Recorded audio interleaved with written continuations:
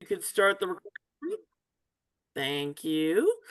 Before we begin our meeting, I will read the following disclosure.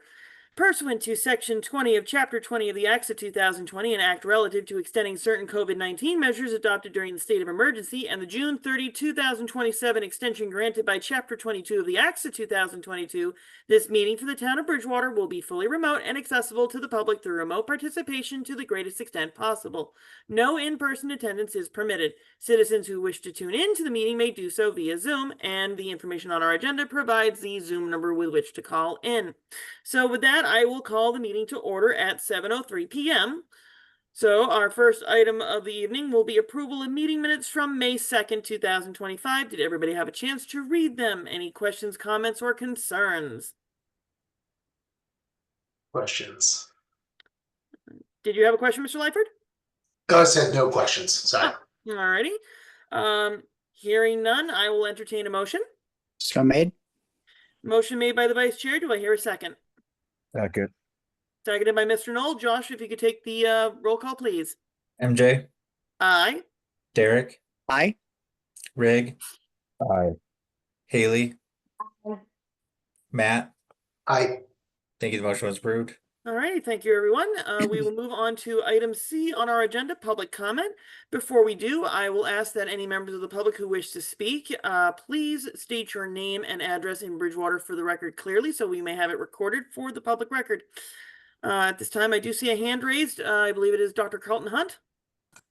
Hi, Carlton Hunt. I'm with the CPC. If you have any questions on the agenda item for the CPC budget, I will be happy to answer them. Thank you. I appreciate that, Dr. Hunt, and we will certainly be asking questions when we get to that portion, so thank you for attending tonight. Are there any other comments or concerns from the public? Hearing none, we will move on to old business. There is no old business from our previous meeting. We got everything accomplished the last time. So let us move on to letter E, new business.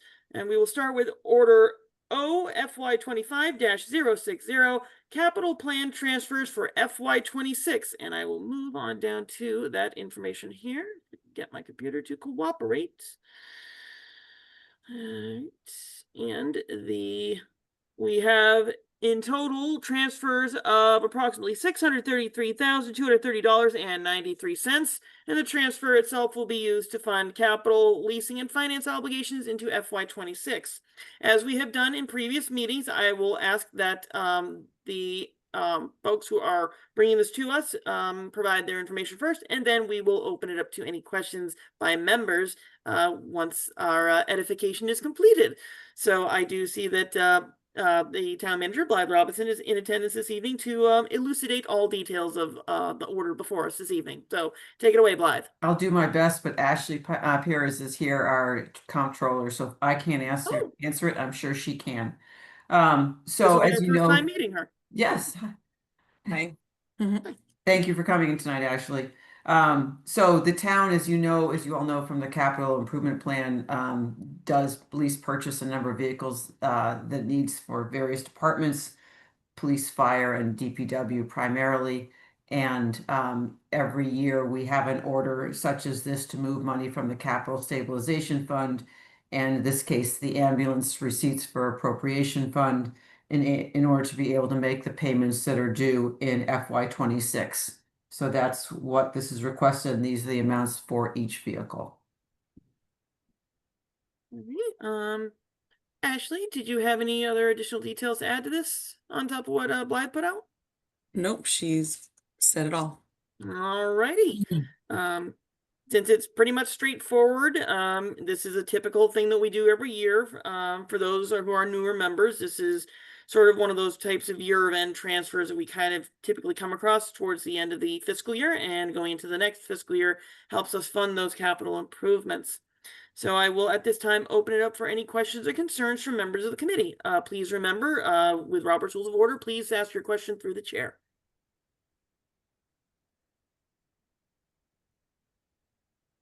Any questions or concerns from members? Hearing none, I would entertain a motion. So made. Motion made by the vice chair. Do I hear a second? second. Seconded by Mr. Lightford. Josh, would you be so kind? MJ, Aye. Derek, Aye. Rig. Rig, you're muted. Sorry. Aye. Haley, Aye. Matt. Aye. Thank you. The motion was approved. Excellent. Thank you, everyone. We are now moving on to the next order of business. Order OFY 25-061, contractual buyouts. This is going to be transfer from the employee liability fund of a total of $118,700 to the defined line items that you see before you in the items here for salaries for fire, library, and salaries for library. A little bit of detail before we have Ms. Robinson and Ms. Perez speak. These are also some typical items that we have towards the end of the fiscal year. But for greater detail, we will defer to Ms. Perez and Ms. Robinson.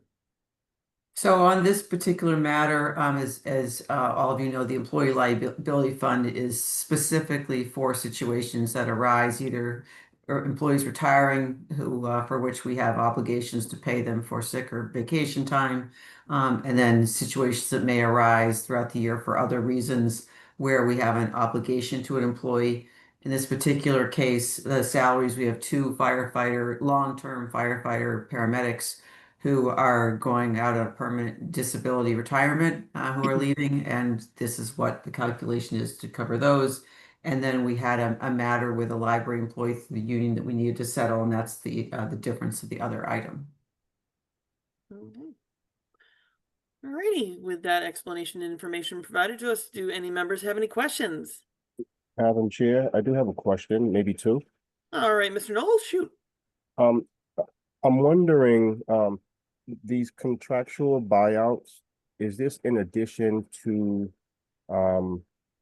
their what do you call it, pension, if you will, state pension? Is this in addition to, or is this in lieu of? I would say it's in addition to. The town of Bridgewater has union contracts with the a union contract with the fire department that spells out what people who are leaving service are due for accumulated time. And so regardless of what their pension situation is, we're obligated to make those payments when they leave. Okay, and then I guess the second question I have, like, do we have a breakdown of, because you had mentioned that this contractual buyout encompasses vacation, sick time, etc. And if I recall correctly, we've had conversations in the past about, employees rolling over long extended number of vacations, and we're talking about years. And I know the town over the last year or two, certainly 2 years, if I recall correctly, has implemented some new approach, some new strategy, so that that's not happening. I guess I'm just, for these individuals, whoever they are, do we have like a breakdown of like how many vacation hours versus sick hours that they, that the town negotiated, that brought this contractual buyout into effect? I'm sure that the HR and payroll department have the exact numbers of how many, let's say, I'm guessing it's probably mostly sick time, how many days or hours that they're due and their current rate of pay. This particular union contract is in negotiations. The contract actually sunsetted in June of last year, and we're in the process of negotiating it. I'm guessing that the changes to some contracts that you're referring to are either personal contracts or contracts that were already settled, where this one is still in bargaining. I'm guessing there have been no changes to this one in particular. So we're obligated to pay what had been, in place and negotiated previously. And I guess the last thing is not a question, more of a statement. I mean, I'm truly grateful for public servants. I love those that are, that put themselves in line to serve accordingly. But at the same time, I'm very mindful of citizens and, I mean, these are real dollars. Mm-hmm. And citizens have, have to carry the cost of these real dollars. I totally understand contracts. It is what it is at this point. But hopefully, as the town continues to mature and continues to explore other business opportunities, not just figuring out ways to bring in new public servants where these opportunities are fair for those that go into this type of work, but also doesn't hinder taxpayers, where taxpayers are fronting the bill for just bad contracts. That's just what it is. Your point's very well made. It's certainly of Okay. mind for all of us as we're in negotiations that we're trying to have fair contracts, but are mindful of the cost to taxpayers. The challenge, as I'm sure you can imagine, is that if you're asking a union, any union, to give up something that they have in their contract, they want something for it. And so the challenge is trying to figure out what that cost-effective thing is that gets you something that you're not necessarily having to pay as much of or the same way in the future. So I can promise you it's certainly being considered. It's just harder to accomplish than we'd like it to be sometimes. And- I totally get it. Negotiations are not pretty, but Yeah. it's got to be squeezed on both ends.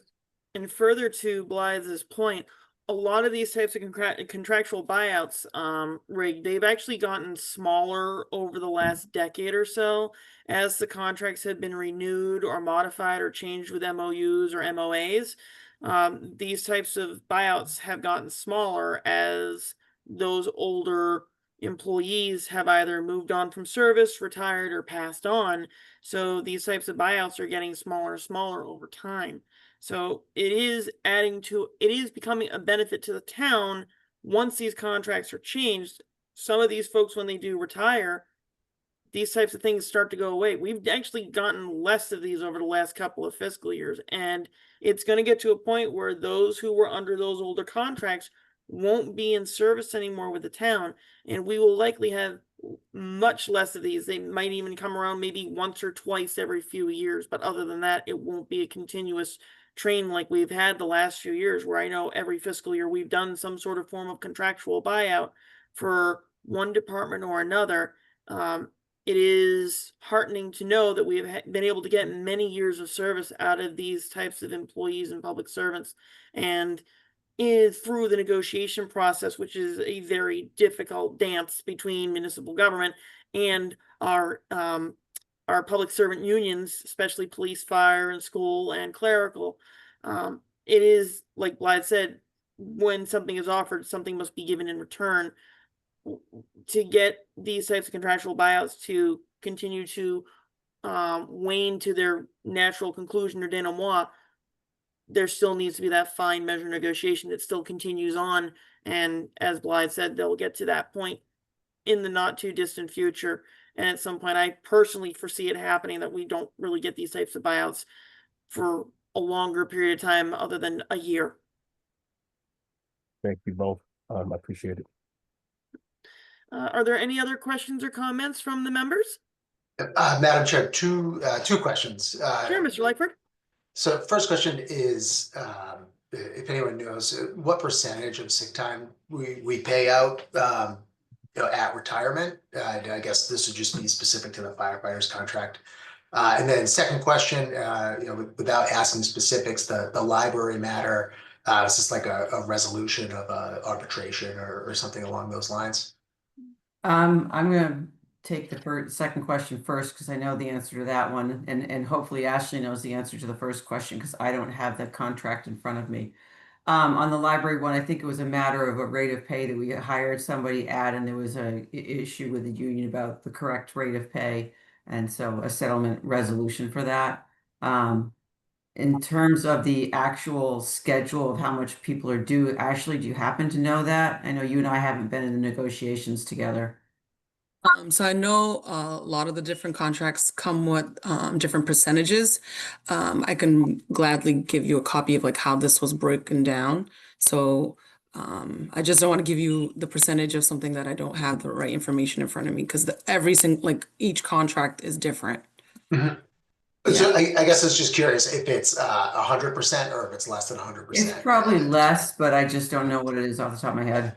Yeah, it's like a specific amount is a percentage, and then it goes to like 3 different categories, and it's a percentage of that. So it could be like BAA, I believe, is in that situation. But I could Okay. definitely Union. provide you that information. Yeah. Sure. Thank you. You're welcome. Any other questions from members? Hearing none, I would entertain a motion. So moved. Motion made by Mr. Lightford. Do I hear a second? Second. Seconded by Mrs. Basswitz. Josh, if you could take the roll call, please. MJ, Aye. Derek, Aye. Rig, Aye. Haley, Aye. Matt. Aye. Thank you. The motion is approved. Alrighty, thank you, everyone. We are now moving on to our next item of business, Order OFY25-062, a loan authorization for Plymouth Street Wells project. So I'm going to read the explanation. It's a bit lengthy, so bear with me. The DPW Water Supply Division has been experiencing elevated levels of iron in the groundwater at wells 10A and 10B. In June 2023, the Water Supply Department began receiving significant customer complaints regarding the water color and staining in the water. Since the introduction of the High Street Water Treatment Plant, or WTP, the department also has had difficulties running the wells and overcoming the increase in system head from WTP operation. Replacing the pumps for wells 10A and 10B and installing a new raw water transmission main that connects these 2 wells with the High Street Water Treatment Plant. This will cover lost supply capacity and will allow for an easier accommodation of the upcoming US EPA MCL for PFAS without needing to add separate treatment at the Plymouth well site. This project is approved for low interest and/or loan forgiveness through the MCWT. The town is actively seeking grant funds from the state in the One Stop Community Growth Program. So before I, let Ms. Robinson and Ms. Perez discuss this, I know for those who are in attendance and those who are at home, we are very aware of the quality of the water on certain parts of town. I know a few days ago someone actually posted on a social media page the color of the water was almost apple juice toned. So it sounds like this project to treat 10A and 10B will likely alleviate some of that pressure and get us prepared for what we will be dealing with the EPA's regulations that we will have for the PFAS issues in the water supply that will be addressed. And that being said, I will now defer to Ms. Robinson and Ms. Perez. Thank you. So the State Department of Environmental Protection has something called the Intended Use Plan, where they approve projects that throughout the state for which they will offer low interest loans and/or loan forgiveness to allow projects to get done. And thankfully, Bridgewater's this project for the Plymouth Street wells, or wells 10A, 10B as we call them, were approved to be on that plan. And so in order to move forward, the state requires that we have authorization to be able to borrow the funds in place by the end of June next month. So this is to simply allow us to be able to borrow up to that amount. This is the engineer's estimate of what it might cost, but trying to be mindful of user charge fees to the water customers.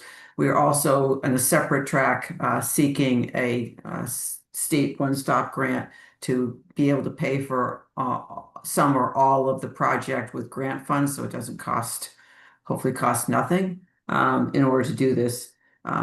These wells, while there's treatment at the well site, it doesn't include removing the iron and manganese that results in brown water. And so the project will be to run water mains that don't exist from the well site to the High Street plant, make some adjustments to the plant in order to be able to take the iron and manganese out there so that only clear water enters the system. So we're in design for that right now so that the project can go ahead next year. We just recently took 10A and 10B offline because we were able to bring back on 2 other wells we just redid, and our water levels are good. flushing of that area of town starts tomorrow night. So hopefully those customers will be relieved of that.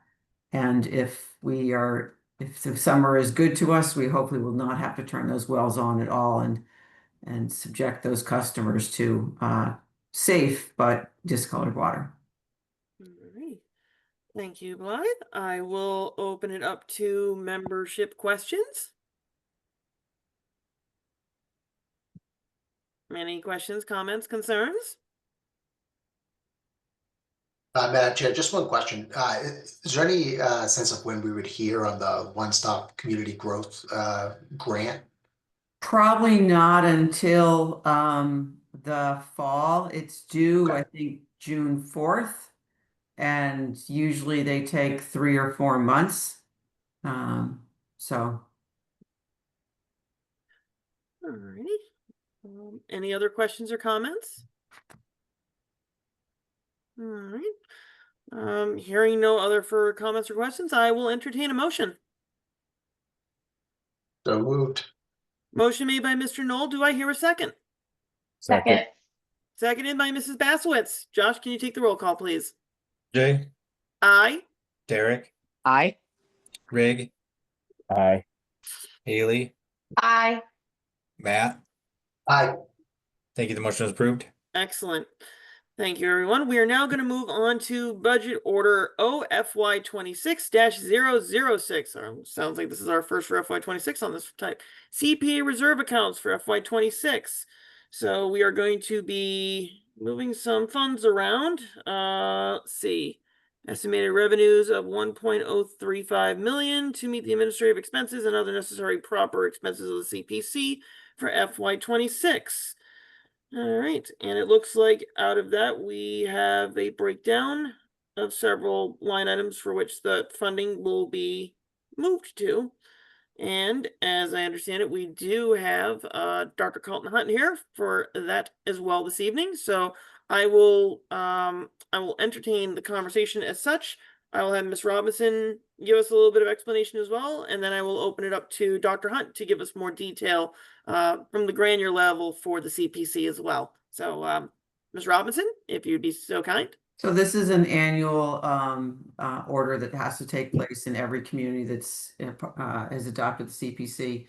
So for us, we have $1,035,000. By law, we need to put 10% of that in each of the 3 required buckets, as I call them: open space, historic resources, and then community housing, which this order would achieve.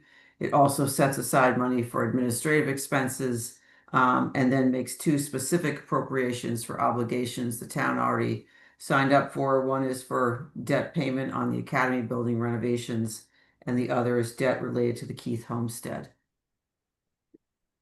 Excellent. Excellent. Thank you, Blythe.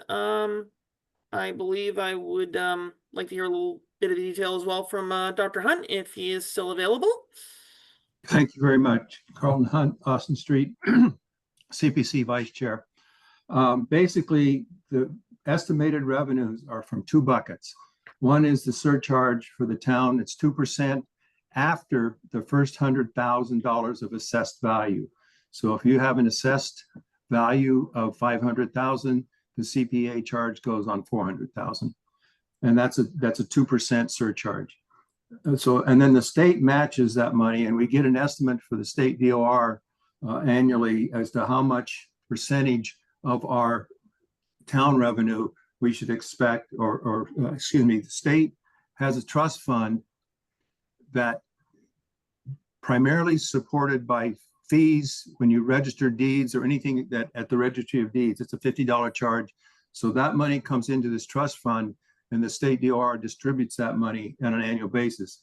This year, they estimated we should calculate a 15% based on our previous revenue, and that gives the $135,000 for state match for the $1,035,000 in estimated income. I will say typically we are very conservative. The town finance director looks at this and works with the town, and we get a very conservative estimate. Over the past 5 years that I've been involved, we've generally run about 10 to 15% lower on the town revenues. in excess of our budget in the town revenues. In other words, if we estimated 800,000, we got 850 or more. The other thing Blythe was very clear on, we can set aside at least 10% for each of the buckets. And I will make everybody aware that the open space reserve includes recreation.